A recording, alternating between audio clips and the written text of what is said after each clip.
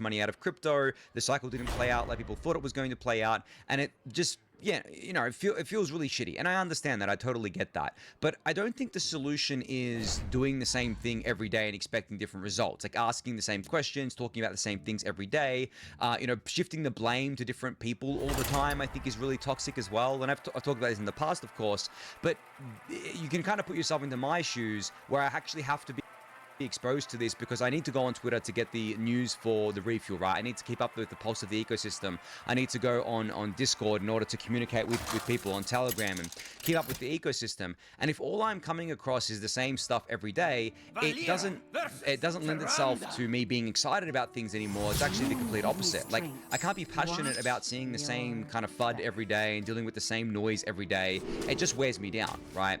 And I think, yeah, I've just gotten to the point where I'm just like, you know, why am I putting up with this? You know, why am I doing this? Like, why am I doing this to myself, sort of thing? I obviously love Ethereum, obviously still very bullish on Ethereum and everything that it's trying to do, and you know, I don't think anything's dying. I think crypto in certain areas is thriving, in other areas it's doing, you know, really poorly, and I do think that there's a lot of I guess decent questions, a lot of constructive criticism, but I'm so sick of seeing the same things over and over again. So I think that's what's kind of burnt me out in a different form of burnout. It's like not like the previous forms. It feels like a more permanent form, I guess you could say, at this point in time. And some people have suggested that why don't I just use Farcaster instead of Twitter? It's better. I've tried using Farcaster, but I see like lots of the same things that I see on Twitter. A lot of it's just repost to both platforms.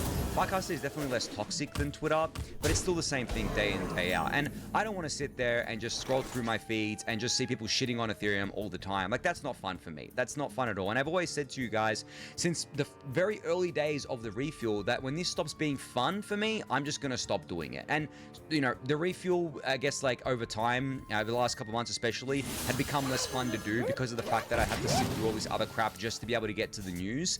And that's why, I guess, like the TLDR on why, well, not TLDR, I know I ramble a lot, but that's essentially why I'm at the position I'm at today, where essentially I'm only doing one episode a week of the refuel.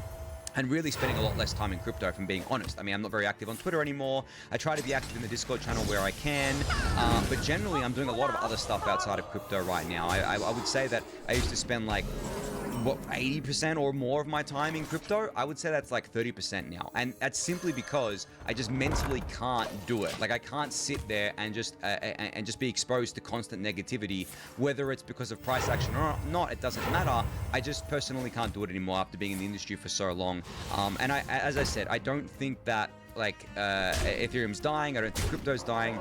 I think it's going to go on to do really great things, but my exposure to the industry definitely needs to, on a more permanent basis, be at that 30, maybe 40% or something of my time, something like that. It can't go back up to 80%. I just can't do it. So that's the reason, the main reason why the refuel's been sporadic. There are times where I'm just too tired to do one because I record these things at night. It's currently like 8:30 p.m. My time. I usually record it later than this, actually, but essentially, that's another reason there.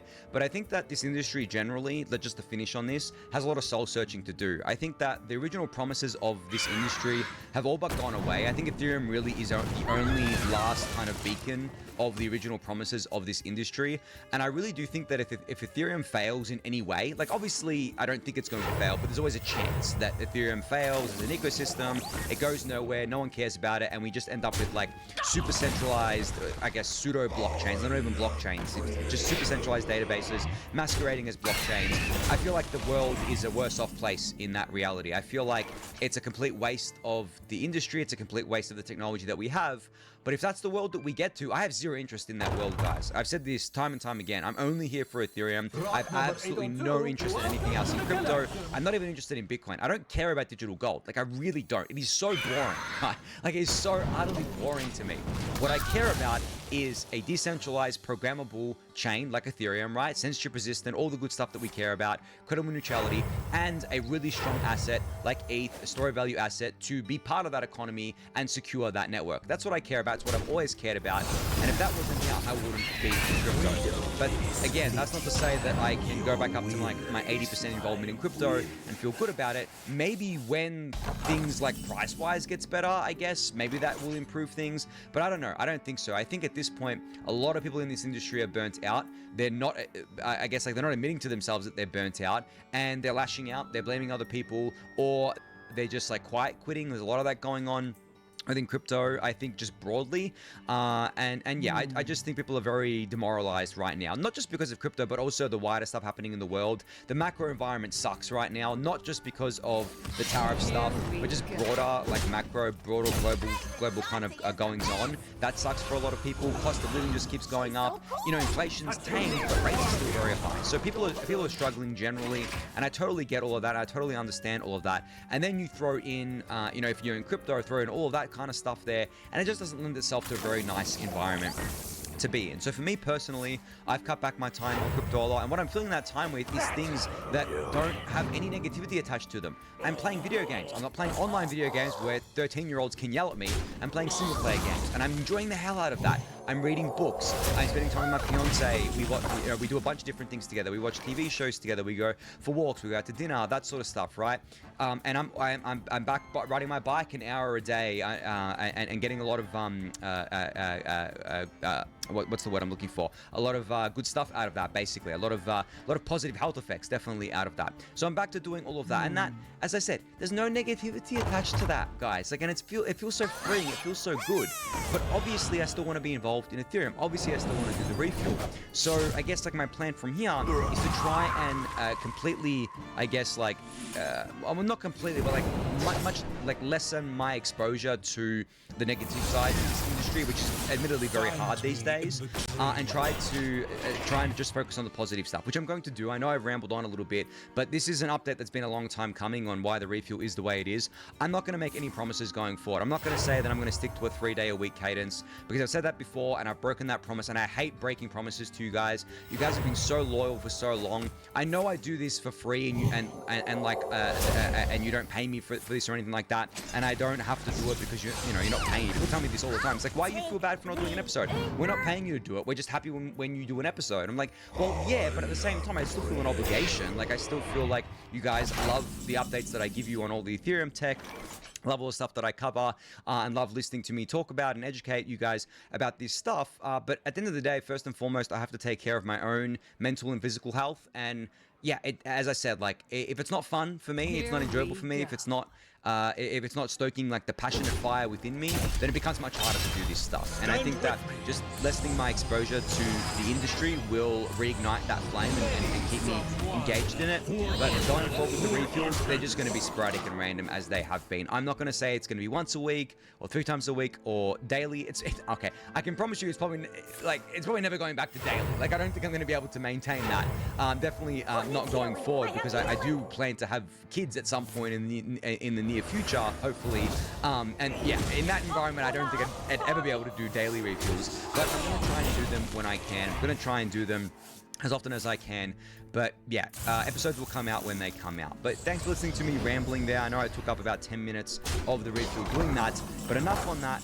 Let's dive into the news over the last week. And there are actually exciting things happening in the world of Ethereum, in spite of everything that I just said. And that first thing is that we had the latest all-core dev score. I believe this happened yesterday. And this was all about Fusaka. So as you guys know, Pectra, the next mainnet upgrade for Ethereum, is going live on May 7th. That is already done pretty much and finished. It's been on testnets, all that good stuff there. There's not really any work left to be done on that. And Fusaka, the spec has been worked on for a little while now. We know what we want it to be. We essentially just want to ship PeerDAS and maybe EOF with Fusaka here, and that's what was discussed on the call, as well as a lot of other EIPs that were proposed for inclusion but are basically getting moved to Glamsterdam, which is the upgrade after Fusaka, because we want to leave Fusaka quite lean so we can deliver PeerDAS and potentially EOF here. But if you want to see a list of all of the EIPs that have been proposed for inclusion and then considered for inclusion and then denied for inclusion, or I guess what does Nixo call it here? Declined for inclusion, I should say. Then you can go check out Nixo's tweet and check out Tim Byko's post on Ethereum Magicians here. But essentially, for what's going into Fusaka is I think 4 different EIPs or 5 different EIPs here. One of them doesn't require a hard fork. It's got to do with the history expiry, I believe, which I've talked about before. But the rest of the EIPs on this list that Nixo shared are not going into into Fusaka if they're not part of these 5 here, and the 4 is essentially got to do with this EIP 7823, which is setting upper bounds for mod XP, which is an opcode, I believe. 7825, which is a transaction gas limit cap, 7907. I mean, these are all technical stuff, right? Not user facing. There is EIP 7762, which is a very interesting EIP that people have been asking for, coupled with 7918, which is essentially a minimum base fee per blob gas. So essentially making the blob fee market better for ETH and Ethereum value accrual there, and then of course PeerDAS with that as well. So yeah, that's the latest on the all core devs front. Things are still moving really well there, and on top of that as well, I've been seeing and hearing from both in private and public a lot of Ethereum developers and researchers, or core developers and researchers, saying that they've never been more excited about the Ethereum roadmap in terms of not just the stuff that's getting done or getting shipped on it, but also the speed at which it's getting shipped, and also the fact that the focus is on the right things, at least what they believe are the right things. There are debates about this, but they are super excited about the future going forward with regards to core development because of all the changes that have happened, not just at the Ethereum Foundation, but at various different places within the ecosystem, which is quite